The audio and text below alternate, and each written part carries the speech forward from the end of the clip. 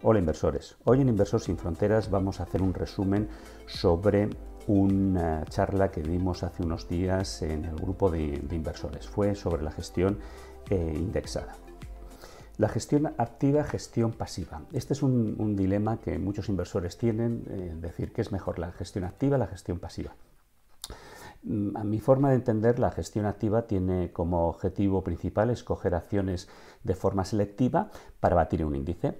Este debate es bastante antiguo y estéril, ¿no? El tema de si gestión activa o gestión pasiva. Yo creo que en el momento que tomamos la decisión de invertir ya estamos tomando decisiones activas, ¿no? Entonces yo creo que la diferencia que puede ser la gestión activa o pasiva pues son los instrumentos con los que utilicemos, pero realmente la gestión de inversión siempre es activa. Podemos tomar la decisión de tomar una herramienta, un vehículo que siga unos índices y ahí podemos decir que es una gestión pasiva, pero realmente detrás de toda decisión hay una decisión activa. Por eso yo creo que es un debate bastante estéril y que no tenemos que perder gran tiempo. Un poco de historia. Ningún invento ha cambiado tanto el mundo de la inversión como los fondos indexados. Esto no es de toda la vida, es una historia relativamente corta, ¿no? El primer fondo de gestión pasiva pues fue hace unos 50 años cuando se creó un fondo de pensiones del fabricante de las maletas Samsonite, pues tomó la decisión el gestor de decir, bueno, pues en vez de estar continuamente intentando ver qué acción puede ir mejor que otra, pues lo que hago es me compro todas las acciones de la bolsa de Nueva York, ¿no? Y entonces eso fue lo que hizo allá por julio de 1971. Fijaros lo que suponía comprar pues 1.500 acciones, no con la vista que tenemos ahora y la experiencia de tener sistemas informáticos rápidos, ¿no? Sino que pensemos, ahí os pongo un poco de cómo estaba la situación hace 50 años, pues para iniciarte a comprar en bolsa pues tenías unas comisiones del 7%, luego tenías unas comisiones anuales del 10%, eso quiere decir que prácticamente el 10% de tu inversión se iba en esas primeras comisiones. Aparte de eso, pensad que antes no se cogía y con un clic de nuestro ratón pues podíamos comprar acciones, no, sino que había que ir a un corredor de bolsa, posiblemente ir a un corrillo y ahí hacer todas las operaciones. Años más tarde, pues ese 10%, pues ahora tenemos vehículos indexados, pues que os pongo ahí del 0,07% de comisiones, ¿no? Entonces evolucionó muy rápido el tema de los fondos indexados, pero que sepáis que tiene una historia relativamente corta. Además, los fondos indexados, pues hay estadísticas y contra eso no se puede luchar, pues que normalmente la mayoría de los fondos convencionales pues pierden contra los indexados, seguirá un índice, pues en periodos de 5 o 10 años, ¿no? Entonces, en ese sentido, es comprensible que en estos años el crecimiento de la gestión indexada haya sido un crecimiento exponencial, ¿no? Los dos mayores gestores de fondos, pues ahí tenemos que es de fondos indexados, pues son BlackRock y Vanguard. Un poco así en estos cuadros para que veamos cómo ha evolucionado los fondos indexados frente a los fondos convencionales. Pues como decíamos, en el 71 fue el fondo indexado del plan de pensiones de Samsonite. Luego en el 75 apareció un señor, John Bogle, Jack, que realmente revolucionó todo el mundo de la inversión, ¿no? Y creó los primeros fondos Vanguard, fondo Vanguard 500, en el cual pues permitía comprar 500 valores de un índice, ¿no? Pasaron los años y se desarrolló la primera ETF. Luego hablaremos más en detenimiento de la primera de las ETFs, ¿no? Pero eso arranca en 1993, eso se puede decir que fue prácticamente ayer, ¿no? Y poquitos años después, pues nos encontramos que el crecimiento de los ETFs, de los productos indexados, ha sido tan fuerte, pues que en estos momentos, en 2020, pues ya estaba 50-50 entre fondos y convencionales y ETFs, ¿no? Aquí tenemos a Bogle, que fue yo creo que uno de los que más ha ayudado al retail a reducir el tema de comisiones, ¿no? Y aquí me queda una frase que me gusta mucho, que es: el mayor enemigo de un buen plan es el sueño de un plan perfecto. Y como dice, no abandonemos un buen plan. Aprovecho para meter la cuña aquí de lo importante que es tener un plan y no ir comprando de forma aleatoria los diferentes activos. Aquí tenéis en el cuadro inferior izquierdo tenéis la evolución, como pues en Estados Unidos pues el crecimiento ha sido brutal hasta llegar a los niveles actuales, pero también esto se ha extendido al resto del mundo. Entonces el tema de las ETFs ha ido creciendo año tras año y además de una forma imparable, ¿no? En la parte inferior derecha tenéis un poco cómo ha sido el crecimiento de los fondos indexados y la caída de la gestión activa, ¿no? Entonces, como decía al empezar, olvidaros de esa polémica de gestión activa, gestión pasiva, sino al final vosotros vais a tomar la decisión y lo único que vais a elegir es la herramienta con la que queréis invertir. En la charla del otro día con el grupo de inversores hablamos de todo, ¿no? Hablamos de rentabilidad, de comisiones, de fiscalidad, de volatilidad, de ciclos, de riesgo y de tiempo, ¿no? Y como decía Thomas Jefferson, soy un gran creyente de la suerte y encuentro que cuanto más trabajo, más suerte tengo. La idea de este mensaje es que nada llega por casualidad, hay que dedicarle tiempo, un tiempo que además mucha gente dice, no, es que para invertir hay que dedicarle mucho tiempo. Yo creo que la mayoría de la gente le dedica mucho más tiempo pues, a ver un partido de fútbol o ver la televisión que a sus finanzas, y en cambio pues, las finanzas posiblemente afecten más a su futuro. Como siempre, comentaros que esto es únicamente estos vídeos de una finalidad informativa y que luego tenéis que formaros y tomar vuestras propias decisiones. No olvidéis darle al like, suscribiros y activar las notificaciones. Vamos al tema. Detalles de la gestión pasiva. Un fondo de inversión indexada es un fondo de inversión cuya estrategia de inversión es muy sencilla, es seguir a un índice de referencia. Habitualmente suelen ser o nacieron en un tema de renta variable, pero luego se ha ido extendiendo a otros ámbitos. Existen dos tipos de indexación, una es física y otra sintética. Yo aquí soy partidario siempre de lo físico. ¿Qué quiere decir de lo físico? Pues que detrás haya una compra real del activo. Imaginaros que os indexáis al oro, pues que realmente el gestor compre oro. No que te dé un papelito que diga que sea tu contraparte, ¿no? Sino realmente que tenga un soporte, porque te va a dar una garantía. Y eso mismo, pues las acciones. Si dice que tiene el SP500, pues que realmente esté haciendo una réplica física de comprar acciones del SP500. La sintética, pues bueno, puede una compañía hacer de contraparte y decir, no, yo le garantizo que le voy a dar, pero realmente no hay nada detrás, solo su confianza, ¿no? Entonces, yo siempre me inclino, siempre que puedo comprar un fondo, una ETF, que sea una réplica física. Entonces, este tema, que lo sepáis y que lo miréis si es réplica física o es una sintética. Los fondos indexados los fondos indexados están dentro de ese paraguas que hemos dicho de la gestión pasiva o gestión indexada, ¿no? En el cual el gestor pues lo que hace simplemente es comprar lo que en ese momento haya en el índice. Ya habéis visto que tenemos una primera, hemos hablado de fondos indexados y ahora vienen los ETFs, ¿no? ¿Qué son los ETFs? Son también una forma de fondos, es una gestión pasiva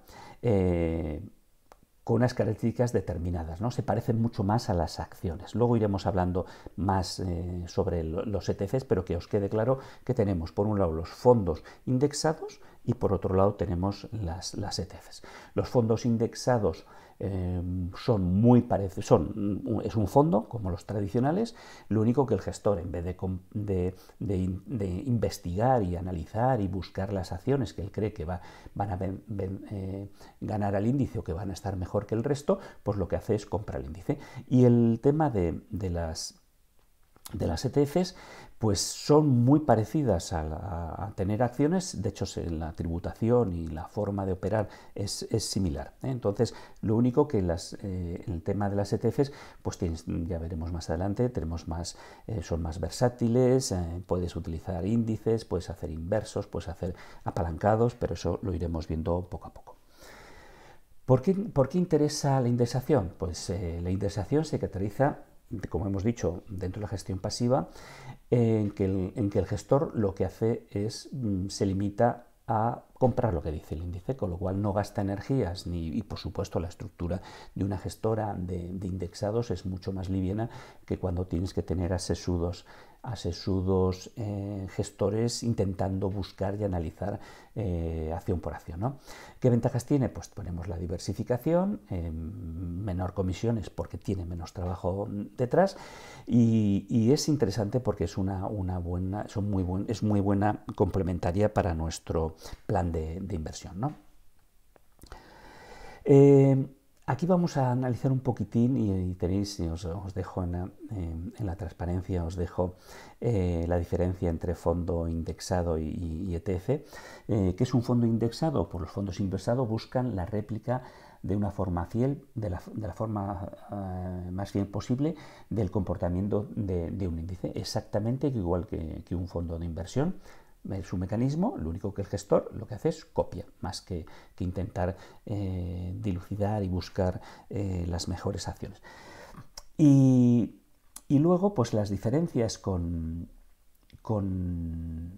las ETFs, pues las vamos un poco desgranando, ¿no? Un ETF funciona como una acción, mientras que un fondo indexado funciona como un fondo de inversión. El precio de los ETFs oscila durante la sesión bursátil y en cambio el de indexado se conoce al final del cierre del día. Los fondos indexados tienen una oferta más limitada, como hemos dicho, las ETFs tienen una mayor amplitud de activos en los que o índices o productos o estrategias que se pueden invertir. Otro tema importante es la tributación. Los fondos indexados tributan igual que un fondo de inversión y las ETFs funcionan como las acciones, ¿no? También, si queremos invertir normalmente en un fondo indexado, te piden unos mínimos o unas cantidades de aportación y en cambio las ETFs suele ser mucho más bajo. En el tema de la compraventa, el inversor que interactúa con un broker en el caso de las ETFs y con una gestora en el caso de los fondos indexados, ¿no? Y para terminar, otra característica, los fondos indexados suelen tener clases como los ETFs y los fondos indexados pueden tener clases como los fondos tradicionales, mientras que las ETFs no lo presentan. Ya sabéis que las clases, una de las características que tienen las clases es diferentes comisiones, pero también te exigen mayor capital. Como veis, en el caso hay un poco, la ETF pues es un híbrido entre un fondo administrado y una acción, ¿no? Entonces es más ágil, tú puedes vender y comprar más rápidamente, pero en ese momento tú tienes que pagar, el momento que tú haces la operación, vas a pagar a Hacienda directamente, ¿no? Aquí tenemos lo que hablamos un poquitín en la charla, hablamos un poquitín de las ETPs. Esto comienza, como hemos dicho, en los años 90 y dentro de las ETPs pues tenemos varios tipos de de activos, ¿no? O sea, tres grandes categorías. La primera son las ETFs, que cuentan con una estructura de fondo, que veremos más adelante. Luego tenemos las ETCs y las ETNs. Aquí tenéis que empezaros a fijar en la tercera letra, si es F, C o N, ¿no? En el caso de las Cs y las Ns, o sea, las ETCs y las ETNs, tiene una estructura de emisión de deuda y cuentan con características de riesgos diferentes, ¿no? Entonces, si yo tengo que elegir y puedo elegir, prefiero las ETFs. Lo otro, como hemos comentado, pues tienes unos riesgos superiores, ¿no? Porque tienes una contraparte, tienes riesgo de contraparte que la entidad que te ha vendido STC o STN pues tenga en un momento dado pues pueda cubrir lo que se ha comprometido, ¿no?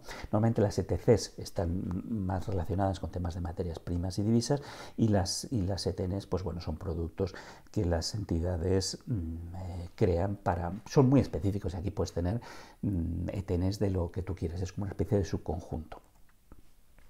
Las ETFs, ¿no? Que es un poco lo más habitual y lo que más utilizamos los inversores retail. Pues son fondos de inversión cuyos títulos cotizan en el mercado secundario de valores. Esto les convierte en un híbrido, como hemos comentado, entre el fondo tradicional y las acciones, ¿no?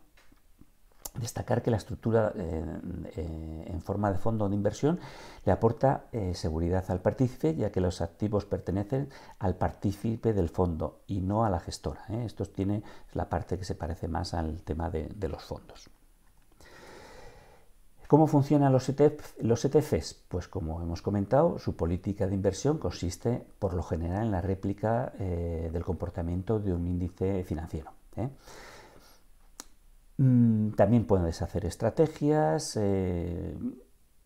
también un poco más, también comentamos en la charla el tema de los inversos. Tú puedes tener un producto en el cual, en vez de ir directamente, si sube la bolsa o sube el índice, ganes tú, pues puedes hacer que si cae la bolsa, el efecto sobre tu inversión sea el contrario, o sea, que te suba, ¿no? Entonces eso es el tema de los inversos. Experiencia, los inversos funcionan, pero hay que acertar. Pensemos que estadísticamente la bolsa ha ido creciendo. Quiere decir que el número de momentos que un inversor gana en la bolsa invirtiendo a largo es más que ponerte corto. El corto es para ponerte cuando realmente tú crees que el mercado va a caer. Si el mercado va a caer y tú lo tienes claro, pues te compras un ETF inverso del índice que tú quieras, y si el índice cae 1, tú ganas 1. O te puedes apalancar, inverso y apalancado, que eso ya es, como digo yo, de nota. ¿Qué quiere decir? Bueno, si cae el 10%, el SP500, yo quiero ganar el 20%, pues te apalancas al 2%. Y si quiere, no, yo quiero ganar el triple. O sea que, pero eso, yo os digo, eso ya empieza a ser situaciones muy, muy, muy peligrosas si no aciertas, porque si la bolsa tiene una tendencia histórica a crecer, pues tú perderías. Y si encima estás apalancado, más. Funciona muy bien si ves el momento en el cual crees y tienes información, o sobre todo has llegado a la deducción de que el mercado va a caer, ¿no? Imaginaros, pues si nosotros hubiéramos visto claramente que con la pandemia se iba a hundir todos los mercados, que es bastante lógico, pues nos hubiéramos por un lado protegido con unas opciones, y encima hubiéramos comprado unas ETFs inversas y apalancadas, ¿no? Pero eso, bueno, eso que sepáis que son herramientas que en algún momento las tocaremos, pero que sepáis que con los ETFs se puede conseguir. Los ETFs ofrecen ventajas que lo han hecho muy populares. O sea, el crecimiento de los ETFs no ha sido gratuito, ha sido porque permite al inversor, sobre todo al inversor retail, diversificar mucho su plan de inversión, y con unos costes muy ajustados, que eso es una de las características que yo creo que a Google, que fue el precursor le debemos agradecer, ¿no? Que hablábamos de, de ese 10% de comisiones a dejarlo por debajo del 0,0 algo, ¿no? Y luego también otra ventaja importante es el tema de la negociación. Se negocia en tiempo real, igual que una acción. Aquí tenéis que tener en cuenta también el tema de la liquidez. Podemos venderla de un ETF igual que una acción, pero siempre que tengamos una contraparte que nos compre. Por eso el tema de la liquidez, mirar ETFs que sean líquidas, que tengan volumen. Más adelante veremos el problema que tenemos en Europa de mucho retail que no puede acceder a la compra de ETFs americanas, que son mucho más líquidas, pero bueno, que sepáis, o sea que las tres características fundamentales son diversificación, menores costes y tiempos de negociación, ¿no? Que lo podéis hacer en cualquier momento. De todas maneras, os dejo aquí más texto para que lo podáis leer en detenimiento. La fiscalidad, pues aquí es uno de los temas importantes, ¿no? En los fondos indexados tú puedes pasar, como los fondos tradicionales, de un fondo a otro sin tributar. Y eso tiene un efecto muy positivo en los inversores, no tener que pagar y pagar pues eso, el 19, 21 o 23% cada vez que hagamos un movimiento. Primero, sabéis que cada vez que hacéis un movimiento en una acción pues tenéis que pagar, en cambio en los fondos podéis traspasar sin tener que hacer ese pago. En el caso de bueno, ahí os pongo también que son rentas rentas que van al ahorro, y que la diferencia con las ETFs, igual que las acciones, pues que cuando tú haces el movimiento no puedes hacer traspasos, tienes que tributar, ¿vale? Buscadores para ETFs, tenéis infinidad, aquí os dejo unos cuantos, en función de que busquéis ETFs más a nivel internacional o el mercado nacional. Hay buscadores que incluso te permiten clasificarlas por diferentes ratios, que más adelante también lo vamos a ver. Entonces aquí tenéis infinidad de buscadores de ETFs que os van a dar cientos o miles de ETFs con los que podéis invertir. Pero sobre todo recordar la importancia de las comisiones que paguéis, que en este caso pues son mucho menor que cualquier fondo, pero también que miréis la liquidez del ETF que compráis. Un tema importante, el tracking error. El tracking error es un ratio que mide la diferencia de rentabilidad entre el fondo de inversión y el índice de referencia.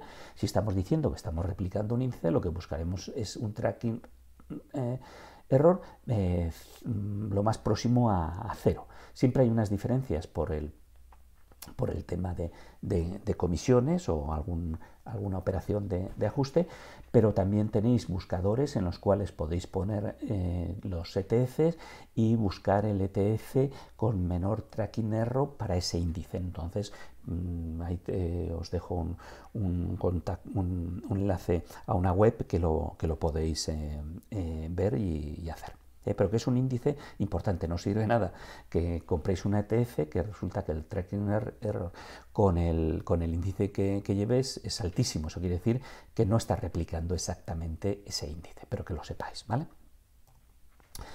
Tipos de riesgos de la indexación, pues bueno, os he marcado aquí pues los 7 riesgos que a mí se me ocurren en la inversión, ¿no? El sistemático de mercado, que ese es el típico que nos encontramos cuando los mercados suben y bajan, y luego pues bueno, también hablo del que no es sistémico, y aquí hago especial atención en el riesgo de liquidez y el riesgo de crédito, que como os he comentado, hay ETFs que lo que tienen son sintéticos, ¿no? Entonces aquí veréis que el riesgo de liquidez o el riesgo de crédito pues aumenta por la entidad donde estéis comprando o que esté respaldando ese activo indexado, ¿no? Bueno, luego tenéis el riesgo legislativo, que os pueden cambiar a mitad de película por temas de leyes o temas fiscales, os pueden cambiar las tributaciones o retenciones o lo que sea. El riesgo de tipo de interés, que ese es un tema que como sabéis, pues de los bancos potestad de los bancos centrales y, bueno, también luego tenéis el riesgo de inflación, ¿no? Que la gente dice, no, este año, imaginaros, ¿no? Que dice, este año 2020 he ganado el 3% de mis inversiones. Pues no, pues le tienes que descontar lo que has perdido por el tema de la inflación. ¿Qué ETFs y dónde puedo comprarlas? Aquí en la charla hablamos de las ETFs americanas y las UCIT. Desde el 1 de enero del 2018 los residentes europeos minoristas o no profesionales tienen vetados las ETFs americanas. Esto es, yo creo, un movimiento del lobby bancario europeo que con el eufemismo de que nos quieren proteger, pues como somos pobres ignorantes, pues tenemos que comprar ETFs menos líquidas y más caras de comisiones en Europa que en Estados Unidos. Y normalmente es por la normativa, el motivo que deducen es, bueno, es normativa ESMA de MiFID II. Han decidido, pues la Unión Europea ha decidido que son peligrosos para los inversores europeos y nos prohíben entrar. ¿Y por qué? Pues principalmente son por verdaderas chorradas, ¿no? Por ejemplo, pues que no tienen igual el documento traducido a tu idioma, cosas de estas, ¿no? Como si cualquier inversor ya le hace falta muchos idiomas para saber si una ETF o un fondo es bueno o malo, ¿no? Entonces, ¿qué pasa? Pues que el que no sea el que sea residente europeo y sea minorista o no profesional, pues tendrá que comprar ETFs en Europa, ¿no? Que son las UCITS. Son menos, hay menos número de ellas. En Estados Unidos, que es el mercado donde empezó, hay mucha mayor oferta de ETFs, hay mucha mayor competencia, hay muchas menores comisiones y tienen menos comisiones y sobre todo son más líquidas, ¿no? Hay más gente operando. Entonces, ¿qué podéis hacer? Pues bueno, podéis entrar mediante con los problemas que eso conlleva de un broker americano o siendo profesional. Siendo profesional os podéis dirigir a vuestra entidad. La normativa permite que si demostráis que no sois minorista y que sois profesional y eso se consigue, pues bueno, os pueden hacer que os hagan un test de idoneidad. Os puede ser que tengáis que tener pues 400 o 500.000 euros de inversión o que hacéis operaciones, no sé, un número determinado de ellas por trimestre y de forma continuada, ¿no? Entonces, de esas tres me parece que se cumplen dos y podéis acceder a esos mercados incluso con entidades españolas al mercado americano, ¿eh? Tiene muchas ventajas, como os digo, en la diversificación, son más diversas, tenéis el coste de comisiones menores y son más líquidas. ETFs para todo, pues sí, hemos empezado hablando de las ETFs de réplica física. Otras utilizan réplica por muestreo y otras que son sintéticas, ¿no? Entonces, en unas ahí tenéis un abanico de ellas que tenéis que ir viendo cada vez que elegéis una ETF, pues qué tipo de ETF si se ajusta más a la vuestra. Luego, pues que sean directas o inversas, lo que hemos dicho, las directas son las que van con el mercado y las inversas son contra el mercado, de tal forma que si cae el mercado y tú tienes una ETF inversa, sube. Luego tenéis las de acumulación y distribución, pues es igual que el tema de las acciones, las de acumulación. Los intereses, los dividendos se acumulan y las de distribución pues las vas repartiendo. Luego las apalancadas son los normales, lo que hemos comentado. Tú puedes hacer que si crece el índice 1 tú ganes 2, pues es apalancada positiva, ¿no? Y si quieres que cuando caiga el mercado tú ganes 2, pues son una inversa apalancada por 2, ¿no? Y luego también por dónde invierten. Podéis hacer en renta variable, en renta fija, en sectores, en geográficos, en materiales. O sea que las posibilidades de inversión con esta herramienta son muy grandes. Algunos ejemplos, bueno, aquí os pongo algunos ejemplos, pues por ejemplo de ETFs que tú puedes invertir en índices que están catalogados de altos dividendos, ¿no? Pues un momento que el mercado igual está pues muy mortecino, muy lateral, pues con esta ETF, pues por lo menos te puedes llevar pues ese 2, 3, 4, 5, 6 o lo que fuere de dividendos. Otros también, pues por subida de tipos, pues hay índices pues que están centrados en acciones que sean beneficiadas con la subida de tipos, o en bonos también os he puesto, o en metales preciosos, ahí os he puesto algunas, ¿no? Oye, yo quiero invertir en oro, y además, fíjate, os lo dice físico, en plata o en platino, ¿no? Pues ahí tenéis diferentes. Aquí os pongo algún tema que salió en la charla, que es, por ejemplo, índices de volatilidad, ¿no? Y experiencias, ¿no? Ahí tenéis que tener cuidado. Por ejemplo, tenéis uno que va en función de la volatilidad del VIX del SP500, ¿no? Pues veis que en 2018, que fue un año malísimo, pues bueno, pues ganaron para la convencional, pues ellos, pues como hubo mucha volatilidad, pues se fueron, pues eso, a niveles casi del 31%. O en 2020, con la pandemia, hubo mucha volatilidad y se fueron al 42%. En cambio, en mercados más o menos tranquilos, pues ahí pierdes hasta la camisa, ¿no? Y luego, pues un poquito más abajo, pues fijaros, el primer trimestre del 2020, que fue cuando la pandemia, pues tuvieron una rentabilidad ese trimestre del 143%, ¿vale? O en 2018, el último trimestre, que también fue cuando hubo una caída importante de los mercados, pues tuvieron el 40%. Entonces, si tú compras esta ETF en un momento en el cual prevés que va a haber mucha volatilidad, pues es muy rentable. Si veis el resto, y por eso os lo pongo, pues si el mercado está más o menos normal, apático, pues podéis perder hasta la camisa también. Entonces, eso que lo tengáis en cuenta. Aquí, por ejemplo, esta es otra que es de tecnología disruptiva, si no recuerdo mal, este fue un ejemplo que saqué en la charla de Catherine Wood, que es del fondo tecnológico que tiene, pues fijaros, en 2018 pues tuvo positivo, en cambio en 2022 pues se ha dado el piñazo más grande, ¿no? Y perdiendo ahí 26, pero bueno, este fondo yo creo que esta ETF, pues yo creo que llegó a perder más del 50% en los últimos meses. ¿Y cómo ha sido el comportamiento? Yo siempre os digo que cuando cojáis la ficha, fijaros en los momentos difíciles. Aquí, pues cuando cayó el mercado en el primer trimestre del 2020 con la pandemia, pues también cayeron. Y si nos vamos al 2018, pues también cayeron. Eso quiere decir que este es un ETF que cuando cae la bolsa, pues él no se salva y también cae. Bien, para terminar, aquí hablamos, porque hubo alguien que preguntó sobre ¿y qué es eso del robo-advisor? Bueno, pues aquí os he intentado resumir un poco lo que es el robo-advisor.